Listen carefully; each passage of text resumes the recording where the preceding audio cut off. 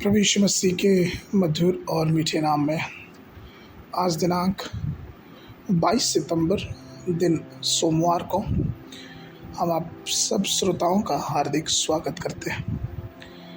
आज के दिन के लिए जो वचन है लिया गया है भजन संहिता की पुस्तक उसका 18 अध्याय 35 पद। वचन ये कहता है कि तूने मुझको अपने बचाव की ढाल दी है, तू अपने दाहिने हाथ से मुझे संभाले हुए है और मेरी नम्रता ने महत्व दिया है।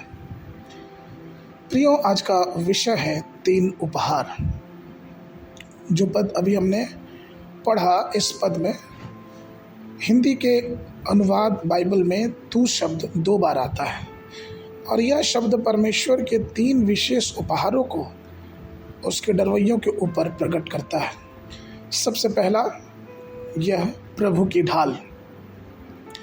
नीति वचन 30 उसके 5वां वचन कहता है, ईश्वर का एक एक वचन ताया हुआ है, वो अपने शरणागतों की ढाल ठहरा है।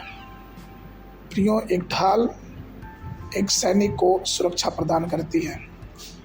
सैनिक के रूप में जब युद्ध में जाता है इंसान, तो वो ढाल से सुरक्षा में रहता है। इसी प्रकार से इफिसियों की पत्री में पौलुस 6वें अध्याय के 12 पद में यह लिखते हैं, क्योंकि हमारा यह मल्लयुद्ध लहू और मांस से नहीं, परंतु प्रधानों से और अधिकारियों से और इस संसार के अंधकार के हाकिमों से और उस दुष्टता की आत्मिक सेनाओं से है जो आकाश में है। जब शैतान अपने तीर चलाता है, वो किसी भी रीति से हो सकता है, चाहे वो जादू टोना हो, चाहे बीमारी हो, चाहे हर प्रकार की बातों से हो, लेकिन उन सब बातों से सुरक्षा परमेश्वर की ढाल हमें देती है। इफिसियों 6:16 में पौलुस कहते हैं, और उन सब के साथ विश्वास की ढाल लेकर स्थिर रहो, जिससे तुम उस दुष्ट के सब जलते हुए तीरों को बुझा सको। प्रियो, मसीह हमारी ढाल है। प्रभु यीशु ने हमारे लिए निर्धारित किया है कि हम उस ढाल से अपने आप को बचाएं। अपने मुंह होने वाले हर एक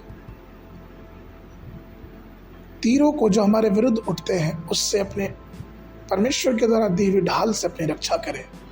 इसलिए भजन संहिता उसके 91 के 3 और 4 में दाऊद कहते हैं, वह तुझे बहेलियों के जाल से और महामारी से बचाएगा, वह तुझे अपने पंखों की आड़ में ले लेगा और तू उसके पंखों के नीचे शरण पाएगा। उसकी सच्चाई तुम्हारे लिए ढाल और झिलम ठहरेगी।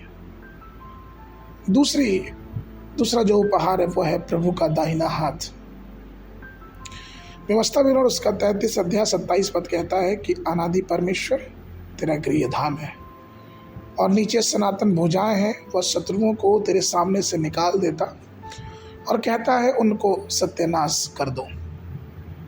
प्रियो, जब मूसा की मृत्यु का समय आया तो उसने इस्राएल के लोगों को प्रभु के बलवान हाथों में सौंप दिया, क्योंकि उसे मालूम था कि परमेश्वर का हाथ मजबूत है, वो हमारा उद्धार करने वाला है और वो हमें बुढ़ापे तक उठाए रखेगा। जिस प्रकार से यशायाह 46 के 4 में परमेश्वर का वचन ये वादा करता है।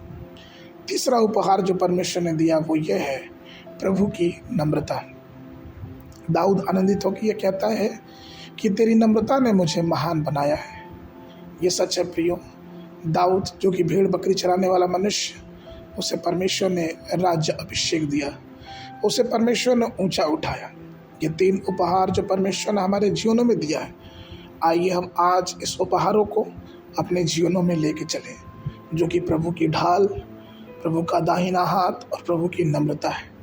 जब इन सब बातों को अपने जीवनों में रखते हैं तो परमेश्वर की आशीषें, परमेश्वर की बरकतें, परमेश्वर के हर प्रकार की सुरक्षाएं हमारे जीवनों में कार्य करती है और हम परमेश्वर के उस उद्धार में हाथ को देखने पाते हैं। आगे के मनन के लिए जकरिया नबी की पुस्तक उसका 9 अध्याय 17 पद, उसका क्या ही कुशल और क्या ही शोभा उसकी होगी, उसके जवान लोग अन्न खाकर और कुमारियां नया दाखमधु पीकर हिस्ट पुष्ट हो जाएंगे। बाइबल अध्ययन के लिए सुबह के समय सब उपदेशक की पुस्तक उसका 10 से 11 और 12 अध्याय, संध्या के समय गलतियों की पत्री उसका 1 अध्याय। परमेश्वर आप सबको आशीष दे।